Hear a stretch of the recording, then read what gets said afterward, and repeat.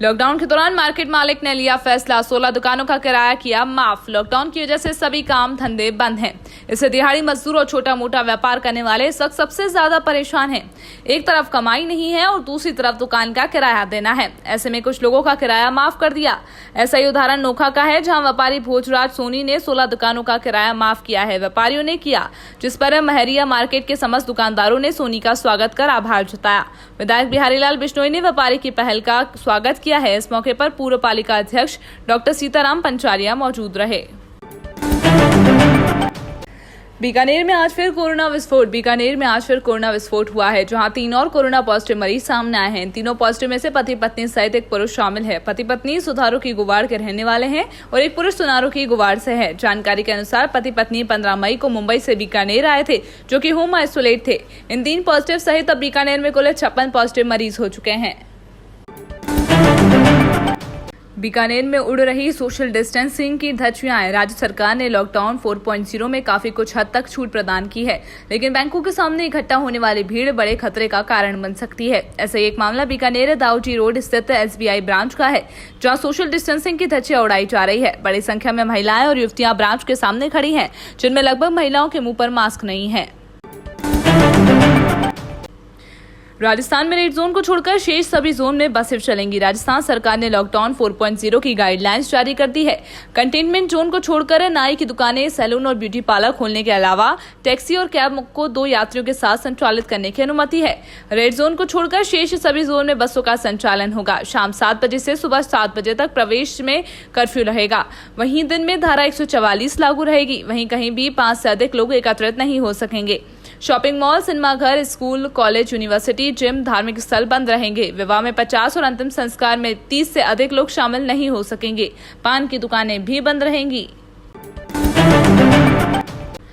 पंजाब में गेहूं का रिकॉर्ड उत्पादन, अन्नपूर्णा ट्रेनों से पहुंचाया गया अन्य राज्यों तक। पूरा देश कोरोना संकट से जूझ रहा है। ऐसे में एक बड़ी चिंता खाद्यान्न आपूर्ति को लेकर है। हालांकि अच्छी बात यह है कि तमाम परेशानियों के बावजूद पंजाब में इस बार गेहूं का न सिर्फ जबरदस्त उत्पादन हुआ है, बल्कि केंद्र सरकार ने स्पेशल ट्रेन चलाकर इसे अन्य जगहों तक पहुंचाने का काम भी शुरू कर दिया। पंजाब के खाद्य और सिविल सप्लाई मंत्री भरत भूषण आशु ने कहा है कि मई के पहले हफ्ते में कोविड-19 के कारण पैदा हुई मुश्किलों के बावजूद बीते 19 दिनों के दौरान राज्य में 90 लाख मीट्रिक टन गेहूं की खरीद सफलतापूर्वक कर ली गई है।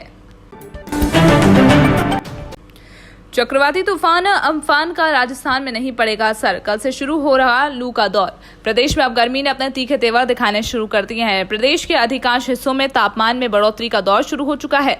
प्रदेश भर में चूरू में सबसे ज्यादा तापमान दर्ज किया गया। चूरू में पारा 43 डिग्री के पार हो चुका है। बंगाल की खाड़ी से उठे चक्रवाती तूफान अम्फान का प्रभाव राजस्थान में नहीं होगा। प्रवासी मजदूरों को रोजगार देने की योजना तैयार। बाहर से आने वाले मजदूरों का होगा पंजीकरण। राजस्थान सरकार ने प्रवासी मजदूरों को रोजगार देने के लिए योजना तैयार की है। इस योजना के तहत अन्य राज्यों से अपने घर लौटकर आए मजदूरों को उनकी दिलचस्पी और अनुभव के आधार पर काम दिलाया जाएगा। मजदूरों को राज्य सरकार के कौशल और आजीविका मिशन के द्वारा अलग अलग कार्यों का प्रशिक्षण दिया जाएगा। प्रशिक्षण के बाद इन मजदूरों को फैक्ट्रियां, ईंट भट्टे, माइन सहित अन्य संस्थानों में नियुक्ति दिलाने का काम जिला उद्योग केंद्र के अधिकारी करेंगे। बंगाल की खाड़ी से उठ रहा चक्रवाती तूफान अम्फान अगले 1 या 2 दिन में ओडिशा, पश्चिम बंगाल समेत अन्य तटीय राज्यों से टकरा सकता है। केंद्र और राज्य सरकार की ओर से इसको लेकर तैयारी की जा रही है। इस बीच केंद्रीय गृह मंत्री अमित शाह ने आज पश्चिम बंगाल के मुख्यमंत्री ममता बनर्जी से फोन पर बात की। इस दौरान अमित शाह की ओर से केंद्र की ओर से हर संभव मदद का भरोसा दिया गया। लहर फुटवियर की तरफ से गरीबों को निःशुल्क चरण पादुका वितरित की गई। भवानी सिंह नाथावत की रिपोर्ट। चोमू में आज कालाडेरा रिको इंडस्ट्रियल एरिया स्थित लहर फुटवियर लिमिटेड के रमेश चंद्र अग्रवाल, राजकुमार अग्रवाल, प्रमोद अग्रवाल द्वारा गोमाता सहायता मित्र समूह और व्यापार मंडल चोमू को श्रमिक और अन्य गरीब वर्ग में वितरण हेतु चरण पादुका भेंट की। समूह की ओर से संदीप अग्रवाल ने बताया कि लहर फुटवियर द्वारा दी गई चरण पादुका की जोड़ी व्यापार मंडल के सहयोग से गरीब श्रमिकों जो रोड पर पैदल चल रहे हैं उनको वितरित की जाएगी। आज नापासर व्यापार मंडल के अध्यक्ष नानूराम पांड्या की अध्यक्षता में थाने में एक मीटिंग रखी गई, जिसमें अध्यक्ष नानूराम पांड्या ने जब तक लॉकडाउन है तब तक बाजार को 2 बजे तक खोलने का निर्णय रखा। इस मौके पर नापासर थाना अधिकारी SHO संदीप पुनिया ने कहा कि सोशल डिस्टेंसिंग को पूर्ण रूप से आपको पालन करना है और राज्य सरकार की गाइडलाइन भी पालन करनी है।